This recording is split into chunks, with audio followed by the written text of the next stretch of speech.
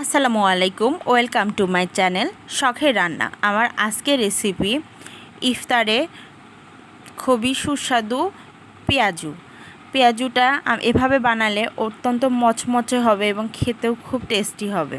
তো চলুন শুরু করা যাক।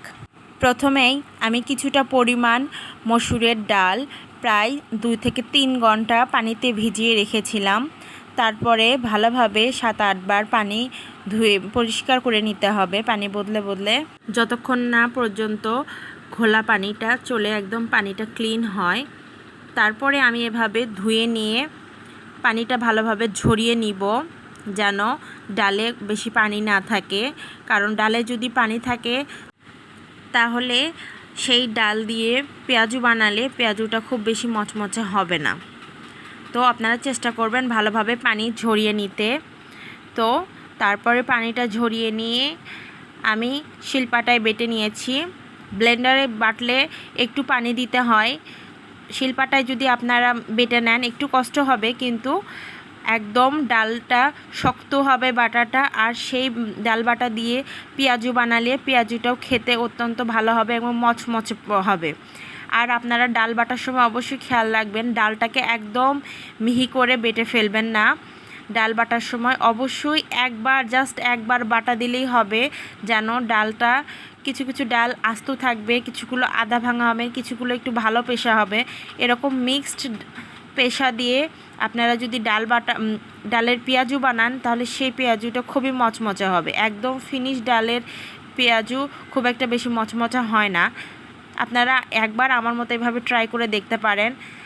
এই যে আমার ডাল বাটা হয়ে গেছে, আমি এখন এই ডালটা দিয়ে পেঁয়াজু তৈরি করে আপনাদের দেখাবো। তো আমি এখন ডাল বাটাটা একটা পাত্রে উঠায় নিচ্ছি। তো এখন আমি ডালের মধ্যে দিয়ে দিব কুচি করা কিছুটা মরিচ, তারপর দিয়ে দিব পেঁয়াজ কুচি। আপনারা চেষ্টা করবেন একটু বেশি পরিমাণে পেঁয়াজ কুচি দিতে। পেঁয়াজ কুচিটা একটু বেশি পরিমাণে হলে পেঁয়াজুটা খেতে বেশি টেস্টি লাগে। এরপর আমি এর মধ্যে দিয়ে দিব আদা রসুনের পেস্ট। এরপর এর মধ্যে আমি দিয়ে দিব ধনিয়া গুঁড়া। তারপর এর মধ্যে দিয়ে দিব আমি জিরার গুঁড়া। পর আমি এর মধ্যে দিয়ে দিব পরিমাণ মতো লবণ। এরপরে আমি এর মধ্যে দিয়ে দিব সামান্য একটু পরিমাণে চিনি। আমার কাছে মনে হয় যে পেঁয়াজুতে সামান্য একটু পরিমাণে চিনি দিলে টেস্টটা একটু বহুগুণ বেড়ে যায়। আপনারা ট্রাই করে দেখতে পারেন, খেতে ভালো লাগবে। তারপর এর মধ্যে আমি দিয়ে দিব সামান্য পরিমাণে একটু বেসন দিয়ে তারপর সব কিছু ভালোভাবে হাত দিয়ে মেখে নিব, যেন মশলা পেঁয়াজ কুচি সব কিছু একবারে ভালোভাবে মসুর ডালের সঙ্গে মিশে যায়।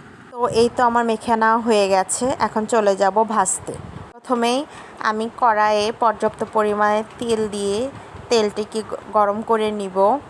তারপর তেল গরম হয়ে আসলে একটা একটা করে পেঁয়াজি আমি ছেড়ে দিব। আমি এখানে ছোট্ট কড়াইয়ে ভেজে নিচ্ছি, এজন্য আমার এখানে প্রায় 6-7টা পেঁয়াজি ধরেছে। আপনারা বড় ফ্রাই প্যানে করলে আর বেশি পরিমাণে তেল দিলে সেক্ষেত্রে একসাথে অনেকগুলো পেঁয়াজিও ভাজতে পারবেন।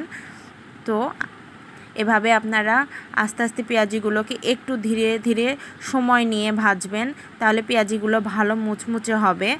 এক পিঠ হয়ে গেলে তারপর আস্তে আস্তে অন্য পিঠ উল্টে দেবেন। এভাবে আস্তে আস্তে ধৈর্য সহকারে আপনারা পেঁয়াজিগুলো ভেজে নেবেন এবং চুলার তাপটা থাকবে মিডিয়াম টু লোতে। তো এই যে আমার পেঁয়াজিগুলো ভাজা হয়ে গেছে, দেখুন দেখতেই কতটা ভালো লাগছে এবং অত্যন্ত মুচমুচেও হয়েছে এবং খেতেও খুব ভালো ছিল।